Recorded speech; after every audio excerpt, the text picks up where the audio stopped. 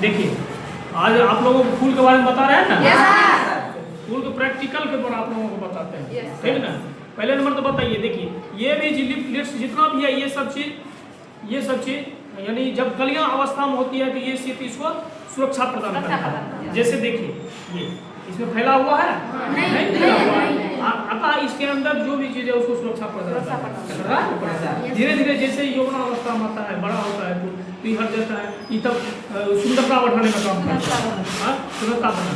और जो बीच में होता है ये जो देख रहे हैं यही इसका जननांग भाग है, हाँ जननांग भाग है, जिससे नए पेड़ पौधे भी फिर से बनेंगे, बीज बनेंगे, ठीक है ना।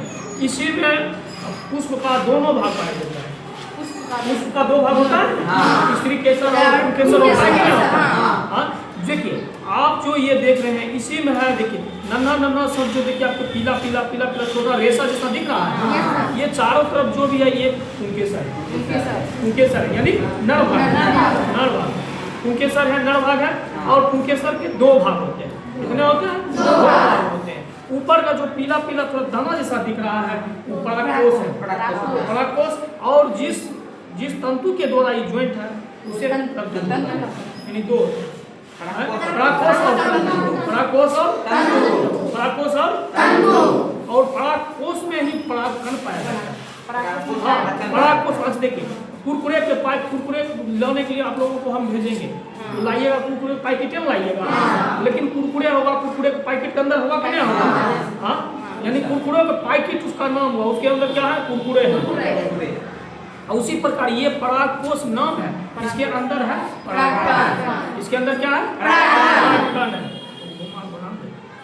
उसके बाद परागकोश इसको सटाओ,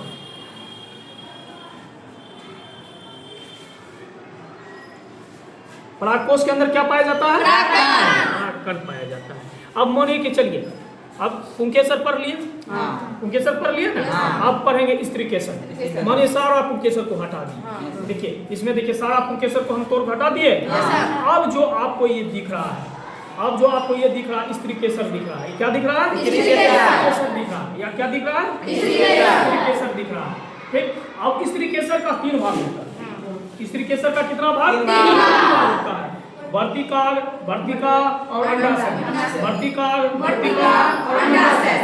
इंग्लिश में इसको बोलते हैं stigma, style, ovary, stigma, style, ovary, stigma, style, ovary. याद करने के लिए बस ऐसे कोई सीरियसली है याद करने के लिए आप लोग याद भी रख सकते हैं। लड़की लोग स्टाइल ज्यादा मारती है, इसमें स्टाइल एक भाग हो गया। स्टिग्मा नाम की कोई लड़की है स्टाइल मार रही है, ठीक है ना, वही होगा स्टिग्मा, स्टाइल, ओवरी यानी वर्तिकाल, वर्तिका और अंडाशय, अंडाशय, अंडाशय आपको अंदर है। देखिए इसको जैसे उखाड़ेंगे एक गोल जैसा संरचना दिखेगा, वही होगा अंडाशय। हाँ, अंडाशय के अंदर ही अंडा का निर्माण होता है, अंडा, हाँ, जिससे फल बनता है, बीज बनता है। देखिए है निकला, देखिए लाल से नीचे ये हरा से ऊपर देख रहे हैं बीच में, यही है अंडाशय। क्या है? क्या है? अंडाशय। और अंडाशय में ही अंडा का निर्माण, अंडा और बीजांड का निर्माण होता है। बीजांड, बीजांड से बीज का निर्माण होता है। अच्छा बताइए, बहुत सा ऐसा फल है जिसमें कितना बीज, बहुत बीज होता है ना, बहुत ऐसा फल है जिसमें एक ही बीज होता है क्या? यही देखो, अब बहुत सा फल में एक बीज होता है, बहुत सा फल में जैसे आम में कितने बीज होते हैं? एक में, अर्थात उसमें बीजांड की संख्या 1 है। लीची में भी बीजांड की संख्या 1 है। यही तरबूज ले लीजिए, पपीता ले लीजिए, ढेरी चीज ले लीजिए, सेब ले लीजिए, सेब के अंदर में क्या आपका फोटो बना हुआ है? सेब के अंदर में कई बीज है ना, अर्थात इसमें कई बीजांड है, तब तो कई बीज बन रहा है। यही इसीलिए यही अंडाशय के अंदर बीजांड का निर्माण होता है, समझ गए, और यही से अंड का निर्माण होता है। जो अंड यही परागकण, परागकोश में परागकण होता है ना, यही परागकण आके अंडा के पास निषेचन करके फल का निर्माण करता है, बीज का निर्माण करता है, बीज बनाता है। पता है कि नहीं होता है? इतना चीज समझ गए? चलिए आगे की चीज ये सब भी हम आपको कल बताएंगे, ठीक है? चलिए इतना के लिए धन्यवाद।